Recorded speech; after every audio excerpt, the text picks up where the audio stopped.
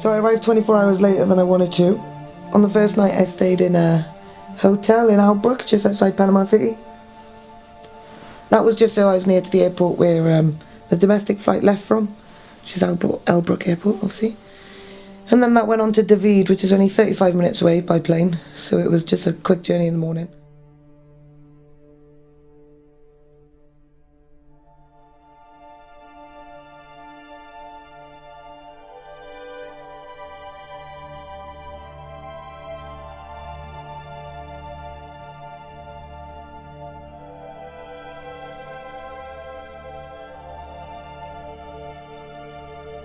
Finally got there, and I put my bags down and I saw this capuchin straight away up on the framework of just a sort of building, like, you know, they haven't got walls, so they're not buildings, but structures. And she, I went straight over to her and they said, oh, you know, be a bit careful, we've been trying to catch her, so she's been a bit temperamental. And like literally within like 3 minutes she came down to me and was like, let me stroke her, let me pick her up, stuff like that.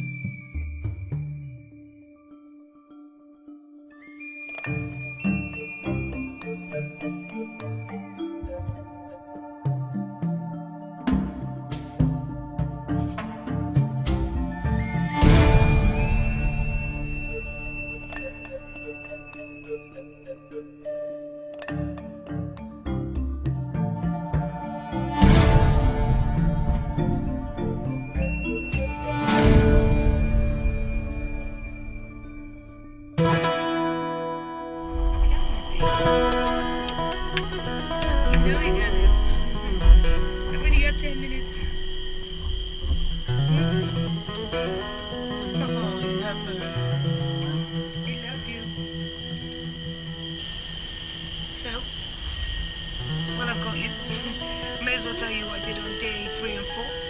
So yesterday I did the afternoon walk. So in the morning, yesterday in the morning, came in here for a good probably 2 hours, 2.5 hours. We played and we sat and we put cream on and all that jazz. You're getting better. Your skin's getting better.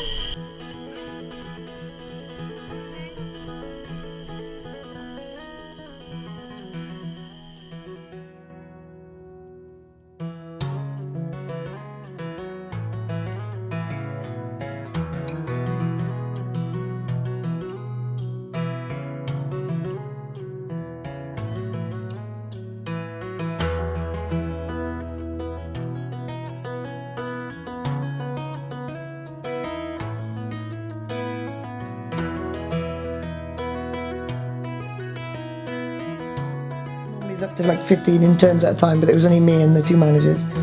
So I had like a bedroom essentially, which was made up of about 6 bunk beds with some shelves in the middle of it. So I had that to myself, so I placed myself overlooking the water so I could wake up and see that every morning, which was beautiful. We were right next to the coastline, and then the shower bit was on the back of that, and that was just a concrete semicircle almost, and you just walk in the one side. And we had a big mango tree coming up from the mangroves, overhanging the showers. And actually on the one day, one of the wild troop howlers just literally hung down from his tail right in front of my face as I was showering, like nude. It was beautiful. It's a magical moment. Yeah, I'm Ashley.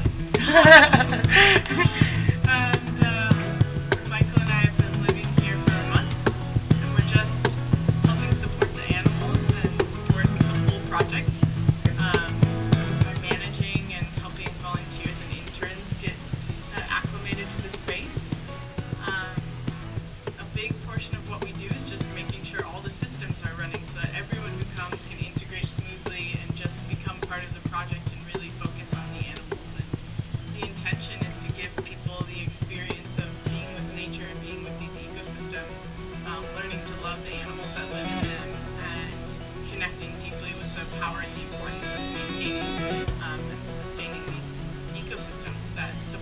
much biodiversity. Yeah, so capuchin monkeys are really, really social. They've got like a lot more cognitive capacity than most other monkeys, especially in South American region and the howlers we were working with. They're very territorial and can get very aggressive around their young, as we saw in wild troops trekking up to the juveniles. That was exciting. That was the best experience ever, to have a wild troop of capuchin monkeys going over your head and you just stood there dead silent trying to like not scare them. And he took me on my first hike up to the triangle, which is where the juvenile howlers are, and the black spider monkey. So yeah, that was a 2.5 mile hike uphill completely in the jungle. It was a beautiful, beautiful scenery and everything. Yeah, but when you got up there, it's so worth it. They climb all over you straight away. He was like, just take them into the forest. I was like, okay. And they're all round your neck and everything.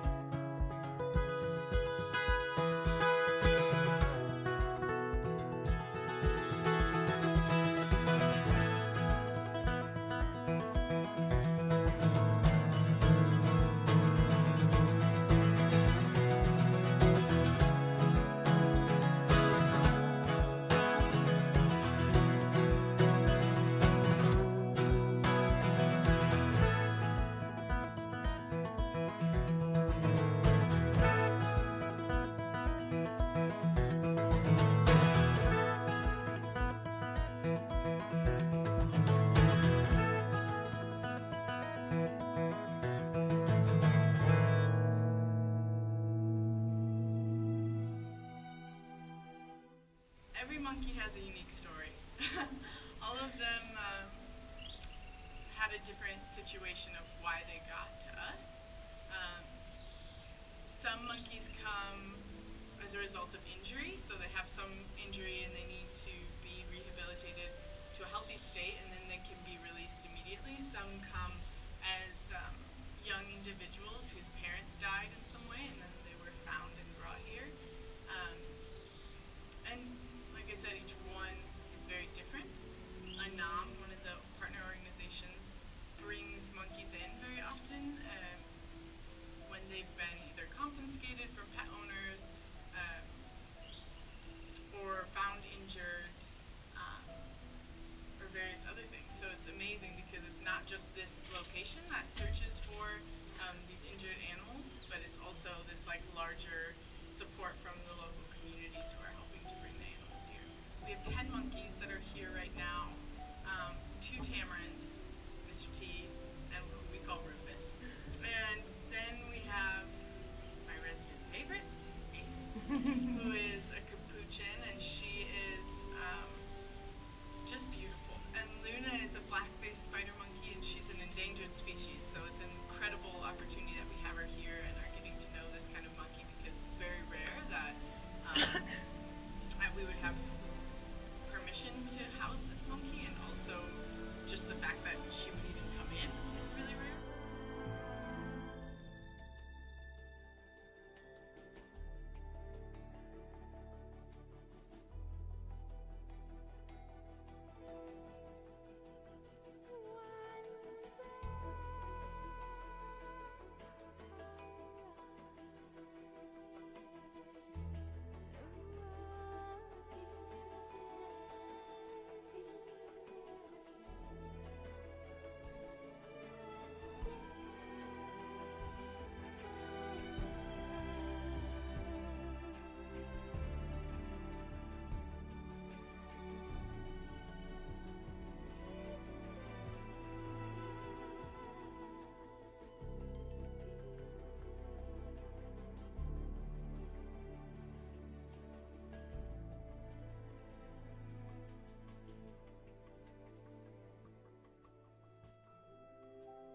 She doesn't go in her cage because she was wild when she first came here, but she needed help. They just let her roam because she's always still up there when we go back. She still goes into her enclosure for water and that sort of thing.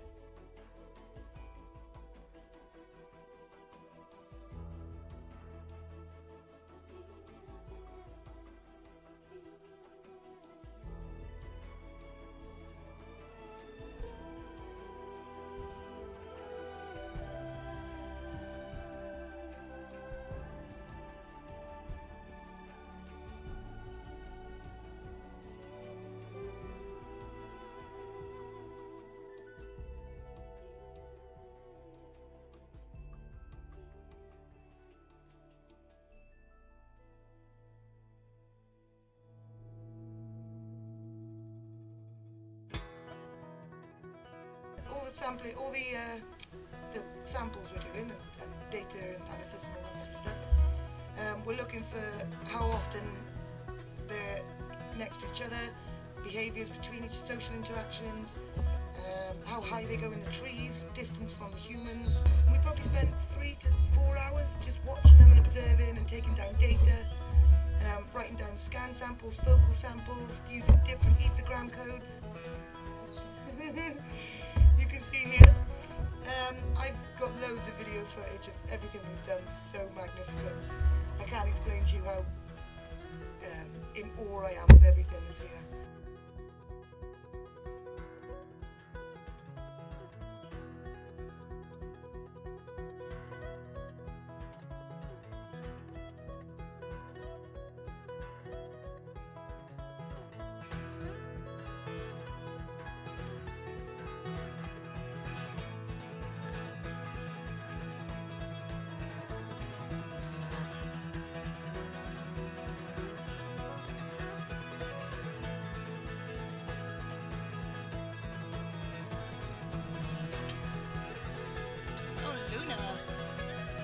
Luna's here.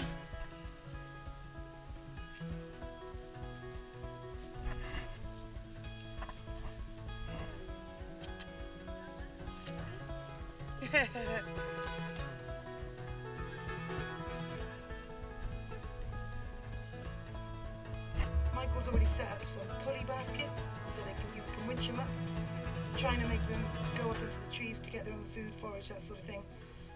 The less time on the ground, the better. The less contact with us, the better. Although, being infants, we're like surrogate mothers almost. So we have to give them attention if they come to us, which is perfect. But we need to keep them up in the trees as much as possible. If they come to us and there's no reason for them coming to us, we have to literally take them off us by the tail and put them onto the nearest tree to get them to keep going. So it's pretty cool. And then their friend from Sweden was here.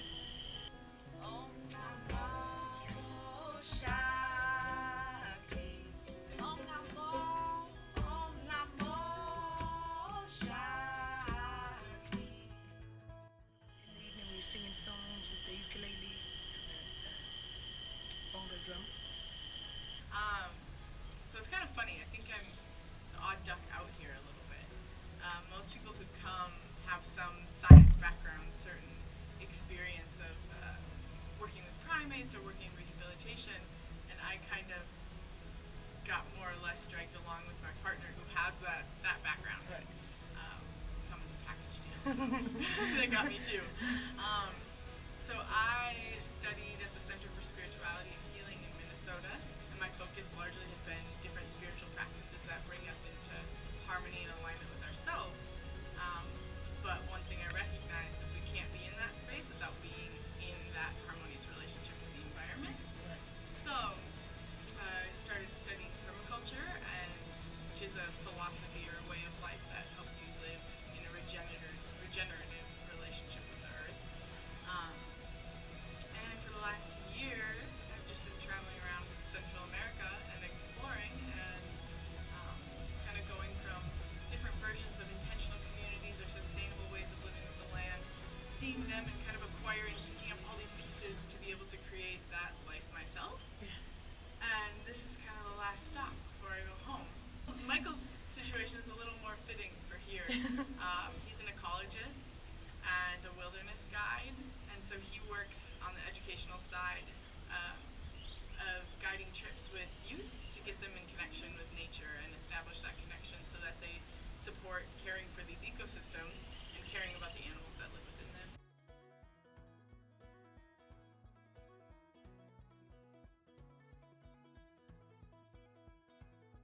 What about Zita? Zita in particular. Zita was special. I think me and Zita bonded because I was because I was confident around her. I didn't need to, feel anxious at all. And she just liked having the company, I think.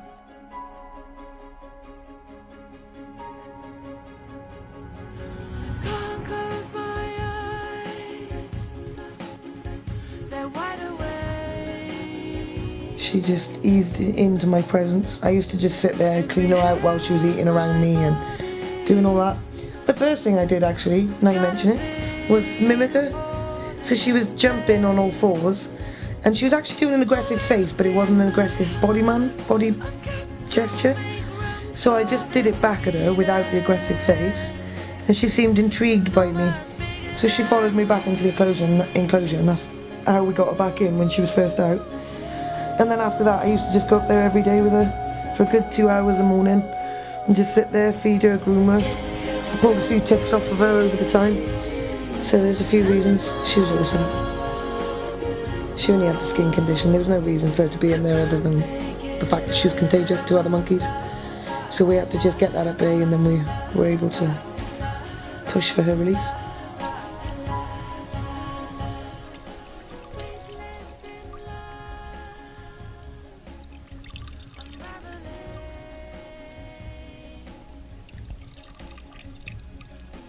You're so cute. You're so cute.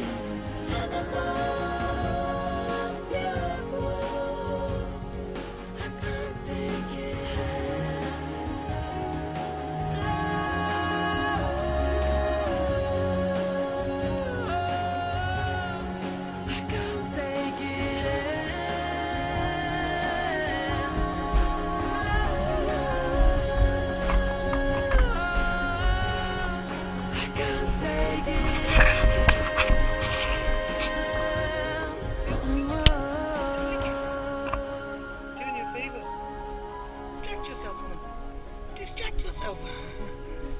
What's this? Are you not licking it? Not like to lick it. Defeats the point. Stop it. Stop it.